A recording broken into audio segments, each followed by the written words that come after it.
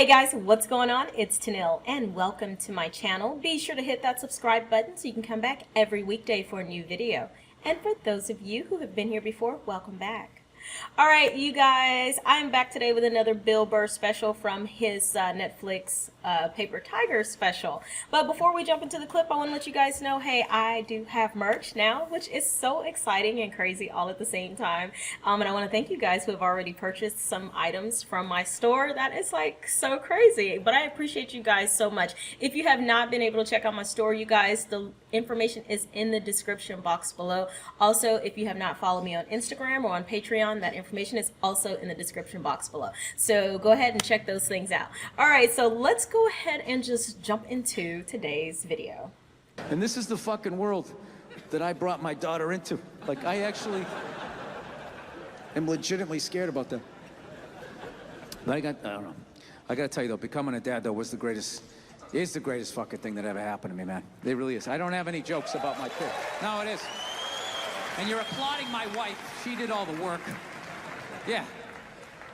Yeah, knocking a woman up, that's easy. You just have fun. You unprotected sex, bam, you knock them up, and then they have to deal with it, you know? No matter how much they try to drag you into it, it really is, it's their show. You know? I always say my wife, when my wife was pregnant, I would say my wife, you know, she's pregnant. And then I always have these people like, excuse me, you're supposed, we're pregnant? It's like, well, I'm not a seahorse, so I'm not fucking pregnant. My wife is pregnant. Look, she's putting on weight, her feet are swelling up. You know, she's miserable, fucking miserable. I'm still doing pull-ups. I'm crushing it while being pregnant. I'm still drinking, smoking, yeah. You're so crazy. Now, the only thing that sucked was I had to get rid of my dog. Yeah, had to find her a new home. Well, I finally had to admit that she was fucking crazy. I got a crazy rescue dog, and yeah, it was one of these fucking dogs, man. It tried to kill both my parents. It tried to kill my father-in-law. It bit one of my friends. Oh my God. I'd have family come over, friends or whatever. We have to stick it in the back room, like lock the door. And the first hour, it would just be throwing itself up against the door. Ah, I'll fucking kill all you motherfuckers! I'll kill all you motherfuckers! Looking under the door, I can see your feet! I know what you smell like! I'll follow you home, I'll find you, I'll fucking kill all of you! And we were just in like total denial, like, no, she's just a little, you know, a little scared, because she was abused. And we got like a trainer and all of that shit, and he finally just said, listen, man, this is one of these dogs nature said no to, but people said yes to. So I'm like, Jesus Christ, you could have told me that 10,000 fucking dollars ago, you know? So now my wife, she's 5 months pregnant. She's 6 months hanging over my head. And finally, I just said to my wife, I'm like, we got to do something about this, man. I'm not going to be this guy in the news being like, well, you know, the dog loved me and my wife, so I figured it'd be all right to let it sleep near the bassinet. And, well, you can imagine my surprise the next morning. Yeah, I wasn't going to be that guy in the news whose dog ate his baby, right? I got to get rid of this thing. So we call my trainer, and he goes, all right, I'll take it, okay? So thank God they're not going to put the dog down or anything like that. So I'm like, thank God. So he goes, I'll come back in a week. And it was very sad because we both love this dog, like with all our hearts, right? And what amazed me, though, was over that week, the way my wife handled grief versus me. It was so mature. She just, like, took it on. I just went into denial. I was just like, well, I'm not giving it away tomorrow, so I'm not going to think about it. I just called the dog up in the bed, started petting her and lashing out at people for no fucking reason, right? My wife, on the other hand, she just went right into the bathroom that night. She was brushing her teeth. I could just hear her quietly crying, like, hoo, hoo, hoo, hoo, hoo, hoo. I swear to God, I was on the bed, and I got mad at her. I didn't yell at her, I had it just internal, you know? And I was just thinking, like, why is she having the proper emotion in this fucking moment? So crazy. Why isn't she just blocking it out the fucking way I am, right? Just don't, the way I do. Right, and that's what we did. I just blocked it out, and every night she would cry a little bit more, the whole week. Till the night before, she's like, right? And what I didn't realize was she had cried herself into acceptance. And meanwhile, my emotions were still at the starting line. And then there's a knock at the door, and she goes, okay, he's here. Go get the dog. And I'm like, hey, Cleo. And she popped her head up, and I saw her wagging her fucking tail. And all of a sudden, 8 years of conditional love all started bubbling up, and I was like, oh, fuck, not now! Not now! So I just pushed it down. I just walked at her like some weird game show host. Hey, how are you? I'm smiling for no reason, all right? Now we're we're going for a walk. I'm just going to say what we're doing so I don't think about what I'm feeling. And I just walked out, handed the leash to the new owner, pet her on the head, didn't even look her in the eye because I knew I couldn't, and just turned around and walked away from something that I loved more than I had loved anything in my life up to that point. Don't tell my wife, right? So then I come back into the house, all right, and she's just looking at me. She knows I'm out of my fucking mind. She's like, are you okay?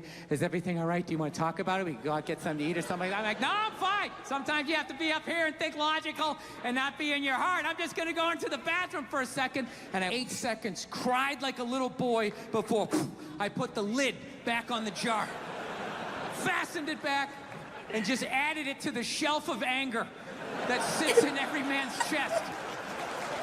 Yeah. And I couldn't help but wonder in that moment, who that I love in my life is gonna pay for that in the future? Like, where am I gonna be? Family reunion, Bed Bath & Beyond. How many fucking towels do we need? Jesus Christ, it's a fucking sickness with you. Where is this coming from? I just don't understand where this is coming from. Listen, you guys were so awesome. Thank you so much for coming out. I had a great time. Thank you, thank you. Oh my God.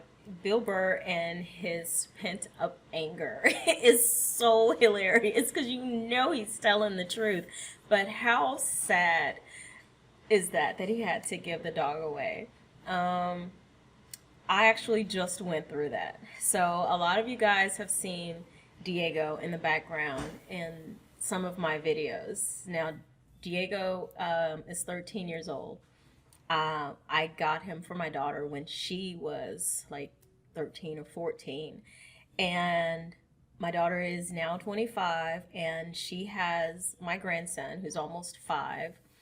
And my daughter has not been able to physically take care of Diego because she has her son who really doesn't get along with the dog. And Diego is older, so the baby was playing way too rough with the dog, and then my daughter has things going on and she just was not able to care for Diego properly. So I took him in for a little while, and I just honestly don't have the time to commit to a pet. So you guys, I had to do the hardest thing that I've ever had to do, which I had to rehome Diego after 13 years. So I totally understand what Bill Burr is saying. Now, I didn't push my emotions down. I was like his wife. I just cried and cried and cried. I called up an amazing Pomeranian rescue place and became friends with the lady who owns it. And she was able to take Diego in and adopt him out to someone else. And actually the veterinarian ended up adopting him. So I know he's happy and he has an amazing home. But you guys, that was so hard. Oh my God, I cried every single night up until the day that we had to take him to the rescue place. So I totally understand what he's saying.